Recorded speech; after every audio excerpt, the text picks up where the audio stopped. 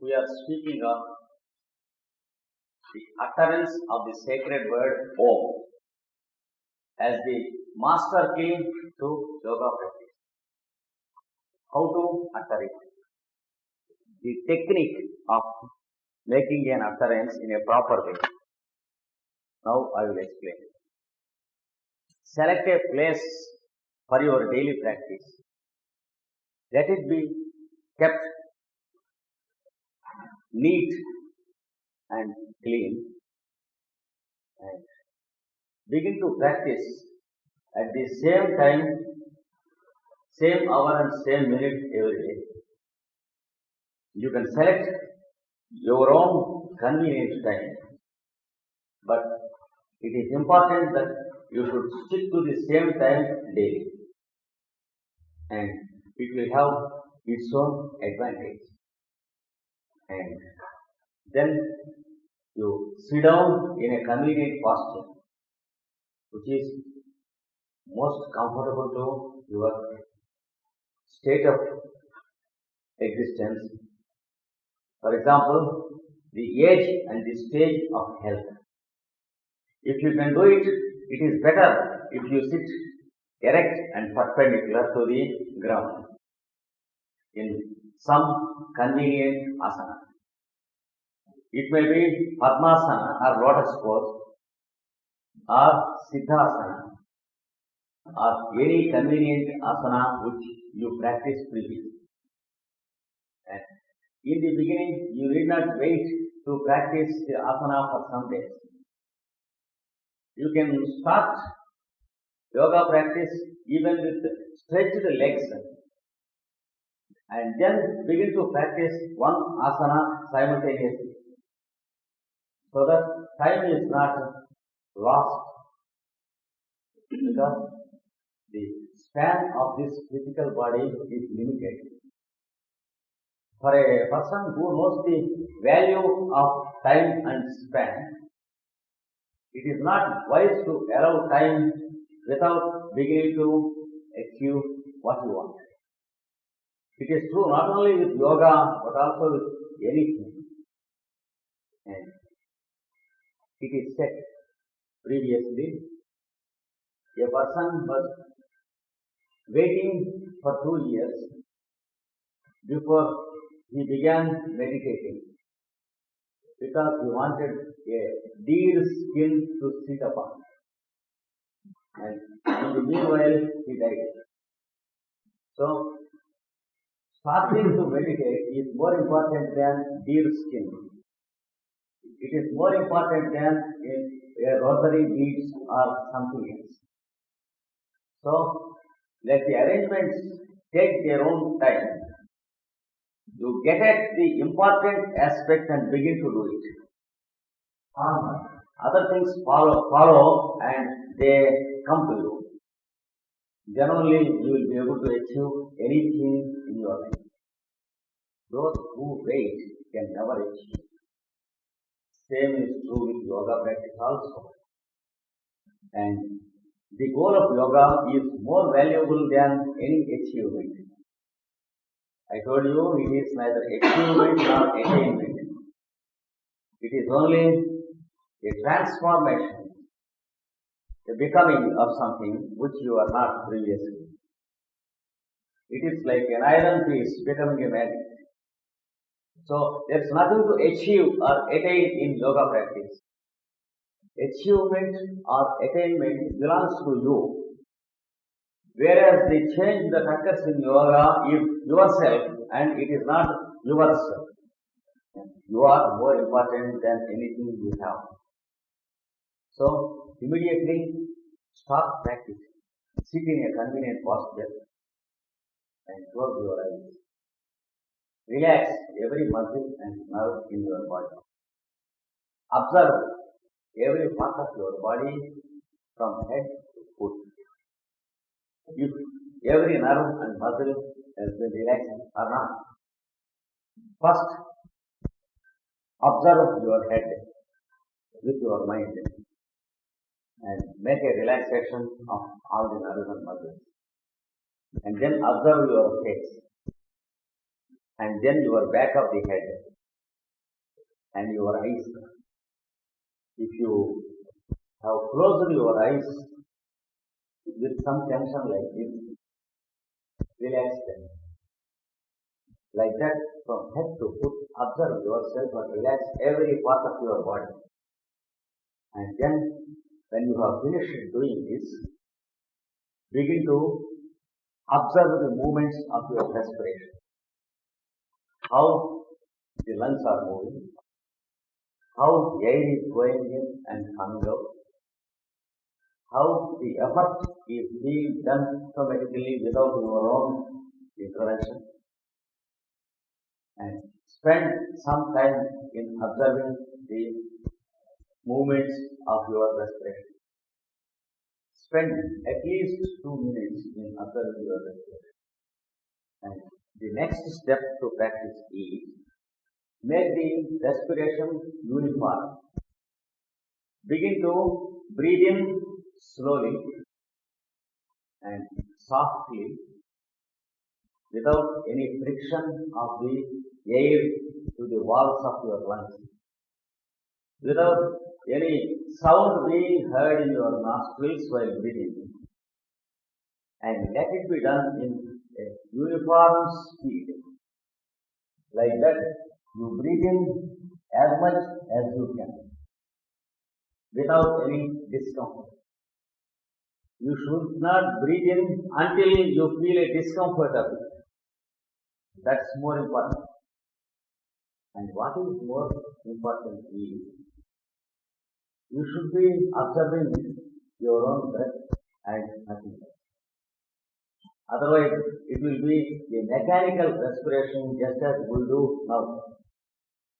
That means our consciousness is not linked up with our respiration. And there is no contact point between consciousness and respiration. What happens when there is no contact point between respiration and our consciousness? You know what happens when you have not made a connection with the electrical instrument? What happens when the plug is not connected with the pin? Same thing happens to us when the respiration is not having a contact point with the consciousness.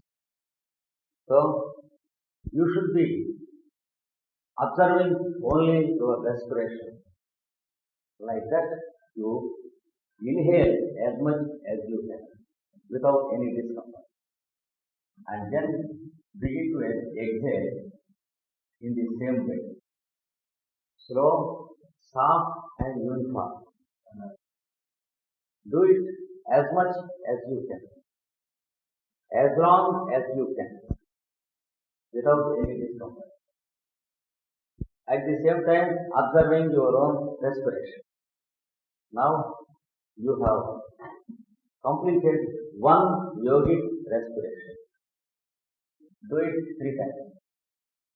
Then, leave your respiration free for itself.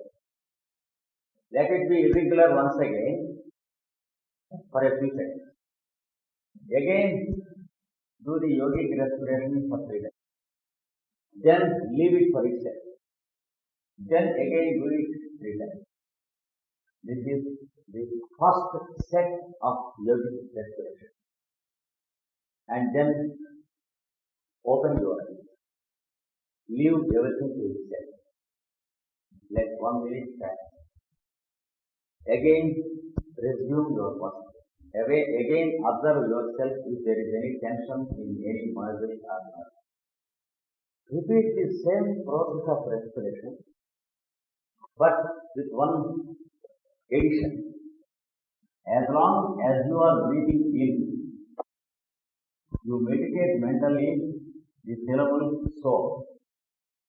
That is, as long as you are breathing in, you should be meditating so.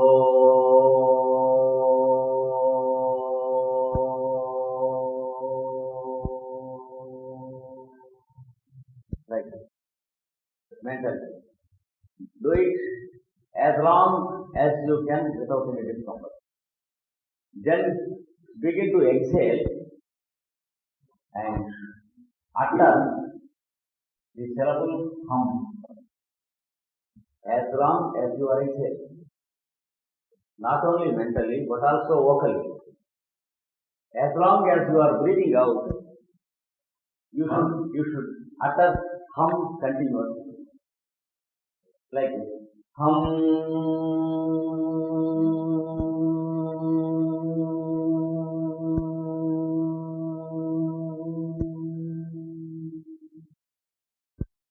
At the same time, listening to your own sound and sensations and observing the movement of your respiration. Do it 3 times. Then leave it for a few seconds. Again 3 times. Again 3 times. Again leave it. Now you have finished the second yogic respiration. Then open your eyes. Leave everything free. And let 2 minutes pass. Again close your eyes. Repeat the same experiment, but this time with a little bit of alteration. As long as you are breathing in, mentally utter Om, and as long as you are breathing out, utter Om continuously, not only mentally but also vocally, and listening to your voice continuously, observing the movements of your respiration. Do it 3 times, leave it 3 times, do it 3 times, leave it, and do it 3 times. Now you have completed the third yogic respiration. This is what all you have to do in the beginning. This is what is required. As far as our responsibility is concerned, because here ends our duty, and you will receive directions from within. Because now the responsibility is with the Guru inside, not the Guru outside. Now the Guru begins to talk to you, but it takes some time for you to listen to him and understand his language. You will get clear-cut instructions as to what to do more. Sometimes you are instructed to do more number of times the respiration. Sometimes you are asked to sit down with closed eyes after the respiration for a long time. Sometimes you will see some color. Sometimes you will hear some sounds. Sometimes you will see beautiful designs like equilateral triangle or double triangle or lotuses. Some beautiful form. Each form has its own symmetry and it makes its appearance not enjoy. You have nothing to do with those things except to enjoy. The one thing you have to do is don't call them your yogic experience.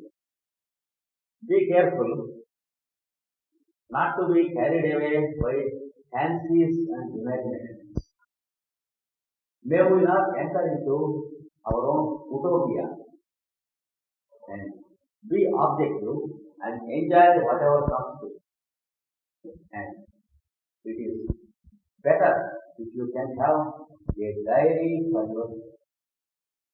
You can write down what all you have seen after you complete your meditation. Sometimes you will get some instructions and you are asked to follow some instructions and you continue with the same process. At the same time, you have to regulate your daily routine. This is the essential part of calling the Lord. You can call it the invocation of the Lord. And without any doubt, the Lord begins to call you after you begin to call Him with this word. This is what is promised by the Scriptures. And this is what is being experienced by everyone who practices in a uniform way.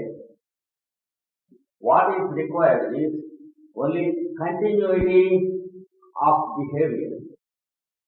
There should not be any change or alteration in our behavior. This process should be standardized, and as far as possible, that the time also be the same. And now you are going to enter into a more important step. Before that, you have to regulate your daily routine. For example, when you begin to practice pranayama, you will be trying to regulate the pulsations of life and thereby regulating your respiration. But it should be done in accordance with the regulation of our daily routine. Without that background, if we practice pranayama, it is rather dangerous, and we go into wrong lines and wrong results. Because we are experimenting with our very life. Respiration is nothing but life. It is the capacity to respire that is living in you as life. And respiration is more important and more vital than we imagine. When we are going to tackle the respiration, that means we are going to tackle time itself. Before doing it, we should understand one secret of our living. What is the difference between time and span of life? Suppose we are not there on this earth. There is duration, which we can call time. When we are there on this earth, time is there, He is there, and our time is also there. Our time is what we call span of life. For example, suppose there is a thin wire fixed in tension to a machine. You measure the length of the wire and notice. Have a hollow barrel of magnet around the wire and measure it. Notice. This length is the length of the wire along with the barrel, whereas this length is the length of the wire. So, time is like the length of the wire, and our span is like the length of the barrel with the wire. Without the wire, the barrel cannot stand there. Without time, we have no span of life. And the span involves consciousness along with the time. In other words, time makes itself conscious with the help of the created beings in time. Nature creates beings and it makes time feeling self-conscious. As long as there are living beings in time, time is self-conscious in the form of the consciousness of the beings. Remember this, have this in mind. And if we can make our daily routine regular. That means we are conscious of our stand and also the time. During the period of 24 hours, starting from the sun in the east, that is sunrise, you have 4 quarters of the day, 6 hours each, and the earth is rotating on its own axis and producing the effect of the day and the night upon it. It is not a fact that day and night are there, but it is true that the day and night are there to us. So, we are included in this truth. The more we are conscious of the regularity of the rotation of the earth, then we are in the planetary consciousness of the earth. Otherwise, we are away from the planetary consciousness of the earth. Suppose there is a thin wire of magnet and there is iron dust on the table, and you vibrate this wire. It begins to pick up the dust, and the dust that is picked up contains only that dust only contains particles that are magnetic. The remaining particles are not yet magnetic. That's the difference between the life of a person who establishes regularity in his daily routine and the one who leaves everything to itself. For example, you select some time to get up from your bed. Stick to it exactly to the hour and the minute. In the beginning, it may require some effort. After some time, no effort is required. Let it be any time convenient to you. In our eastern countries, because we are nearer the equator, it is convenient for us to get up by 4 or 4:30 or maximum 5 in the morning.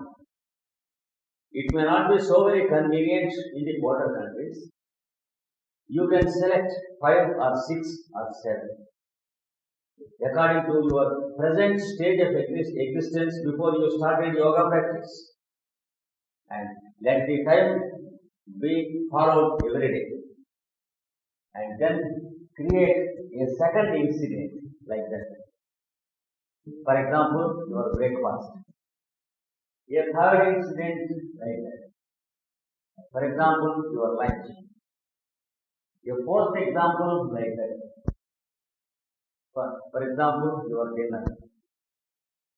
And then a fifth incident. For example, starting at home to go to the office. And then a sixth example. For example, returning home after you leave the office. A sixth example. For example, to talk to your wife for half an hour about the domestic affairs. Like this, multiply the number of incidents in the day in which you achieve regularity. Then there will be an imperceptible and invisible change taking place in you. Behind the regularity of the incidents and behind the mental activity you put forth to realize the regularity, there is another dimension developing. The shape of the total instance of regularity in your life. You will construct your own polygon of your own routine. That polygon becomes a standard. And along with the revolution of the earth, that polygon begins to rotate. You will find a new dimension of consciousness awakening in you. A new awareness is continuously working in you. This is what exactly is needed when you practice yoga. Without this, even though you practice for 30 years, there is no use. This invisible body of polygon should develop around you. It should be your own aura rotating around you. Then begin to practice pranayama. Then it is safe for you to regulate your pulsation. Then it is safe for you to regulate your respiration. But if you start at the wrong end and proceed in the opposite direction, that is, begin to breathe and stop respiration and making kumbhaka, etc., it will have its own evil effects upon you in course of time. Because you have not tuned yourself with the planetary consciousness of this earth. You could not recognize that the earth itself is a big magnet upon which you are standing. And then you began to tamper the vital pulsation. Then there is a hell awaiting. So be careful. This is the first step you have to practice. And along with this step, you have to practice controlling respiration, etc. So we will go to the next step of practice. Before doing so, let us verify if our utterance of the sacred word is running in proper lines or not. How to verify? By the clear-cut results it offers to you. It is a sure thing, like the taste of the pudding you have prepared. You can directly taste it and verify if your cooking is running in proper lines or not. Two things take place if your practice is running in proper lines. One is you become always conscious of a new consciousness that is existing in you, which you did not know previously, which you did not taste previously. It will be experienced in the form of an awareness, and it will be experienced as a type of mental life.